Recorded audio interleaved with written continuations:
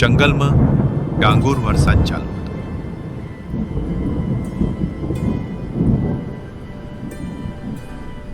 દર વર્ષની જેમ આ વર્ષે પણ ચકલીબેને દશામાના ઉપવાસ શરૂ કર્યા હતા.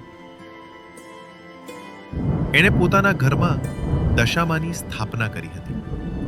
હે દશામાં, દર વર્ષની જેમ આ વર્ષે પણ મેં મારા ઘરમાં તમારી સ્થાપના કરી છે. પણ માં, આ વર્ષ મારા માટે ખાસ છે, કારણ કે આ વર્ષે મારા 10 વર્ષ પૂરા થયા આજે તારો ઉપવાસ રાખતા, અને તે માટે આ વર્ષે મેં ઘરમાં મોટી ઉજવણી પણ રાખી છે. બસ દશામાં, આ ગરીબ ચકલીબેન ઉપર તારો આશીર્વાદ આમ જ હંમેશા રાખજે. હવે હું પહેલા વંદુબેનને જઈને પરમ દિવસના ભંડારા માટે રસોઈયાનું ઓર્ડર આપી આવું, અને પછી કાગરાભાઈ, પોપાભાઈ, ટોગેશભાઈ અને બધા ગામના મિત્રોને પણ ભંડારા માટે આમંત્રણ આપવાનું છે. ચાલો ચાલો, ઘણી બધી તૈયારીઓ બાકી છે.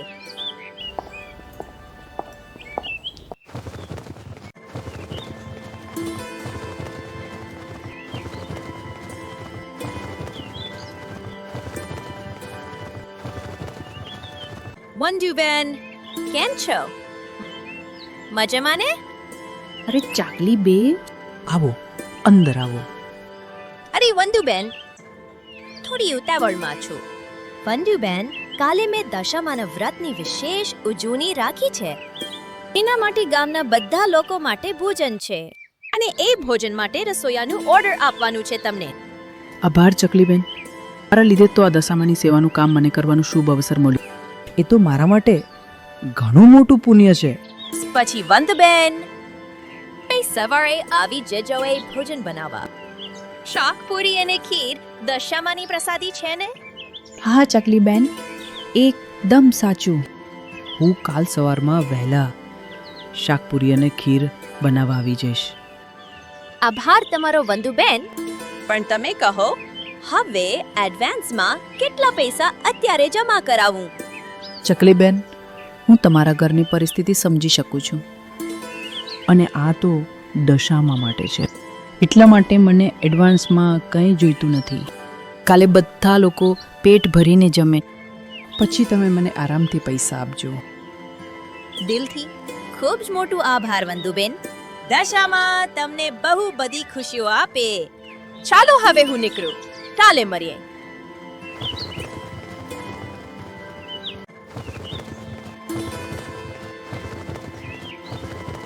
બાદલભાઈ, કેમ છો?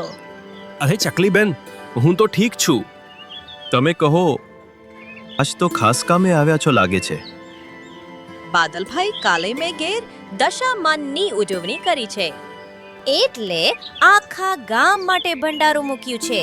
હવે તમારું કામ એ કે ભંડારાનો દંડેરો આખા ગામમાં આપી દો. દંડેરા માટે કેટલા પૈસા લાગશે મને જાણવું છે, જેથી હું એડવાન્સમાં આપી દઉં. અરે ચકલીબેન, તમે તો મારી નાની બહેન જેવી છો, અને તમારા ઘરની પરિસ્થિતિ હું સમજી શકું છું. આ કામ તો ભગવાનનું છે, દશામા માટે છે. એમાં હું 1 રૂપિયો પણ નહીં લાવું. હા, કાલે ચોક્કસ ભરપેટ પ્રસાદી ખાઈ જઈશ, અને ગામમાં પણ હમણાં જ ઘોષણા કરી દઉં કે આવતીકાલે ચકલીબેનના ઘેર પ્રસાદીનો ભંડારો છે. બપોરે 12 વાગ્યાથી એટલે આવવાનું ભૂલશો નહીં. તમારો ખૂબ ખૂબ આભાર બાદલભાઈ. ભગવાન તમને હંમેશા સુખી રાખે, અને જલ્દીથી જલ્દી તમારા લગ્ન પણ થઈ જાય. ચાલો મળીશું હવે કાલે.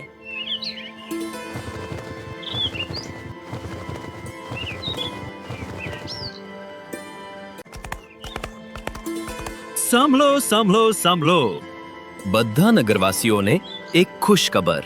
આવતીકાલે આપણી ચકલીબેનના ઘેર દશામાની ઉજવણી રાખવામાં આવી છે. આ શુભ પ્રસંગે ચકલીબેને બધા નગરવાસીઓ માટે ભંડારાનું આયોજન કર્યું છે. આ ભંડારો બપોરે 12 વાગે શરૂ થવાનો છે, એટલે બધા નગરવાસીઓને વિનંતી છે કે ચોક્કસ હાજરી આપશો. જય દશામા.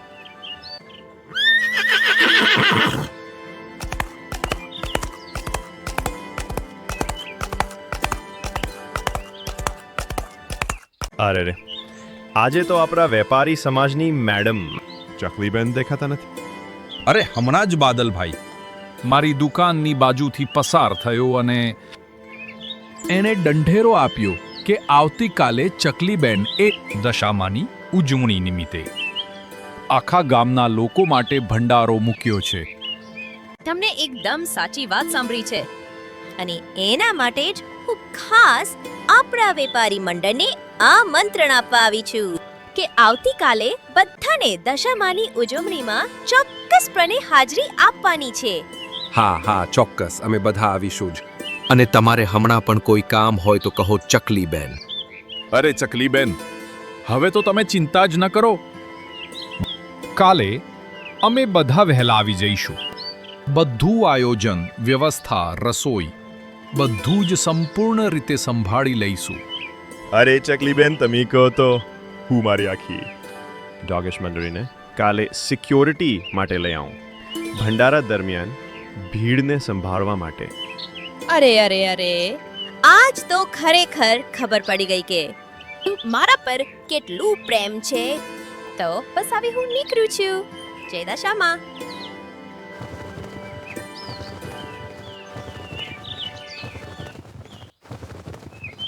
પછી તો શું, ઘરે જઈને તો આખી રાત ચકલીબેનને દશામાં સાથે વાતો જ કરી. વાતોમાં એમ ડૂબી ગયા કે સવાર પડી ગઈ. જે કોઈને દાળ, પૂરી અને ખીર જોતી હોય એ અહીં આવી જાય અને પ્રેમથી પ્રસાદ લઈ જાય. પોપાભાઈ, તમે આવ્યા અને આપણું વેપારી સમાજ પણ સાથે લઈને આવ્યા એ બદલ ખૂબ ખૂબ આભાર. જે આ પ્રસાદી લાવ્યા છો એ નીચે જઈને સૌને વહેંચી દ્યો, જેથી બધા ભક્તોને દશામાની કૃપા પ્રાપ્ત થાય. ચકલી માસી, તમને વંદુ માસીએ નીચે બોલાવ્યા છે. તમે હમણાં જ નીચે જાઓ. રાંધણના કામ માટે કંઈ કહેવાનું છે. બોલો વંદુબેન, તમે બોલાવ્યું મને? ચકલીબેન, બહુ જ મોટી મુશ્કેલી થઈ ગઈ છે. ખીર બનાવવા માટેનું દૂધ જ ખતમ થઈ ગયું છે. બહુ જ મોટી મુશ્કેલી થઈ ગઈ છે. ખીર બનાવવા માટેનું દૂધ જ ખતમ થઈ ગયું છે. હું કંઈ કરું છું.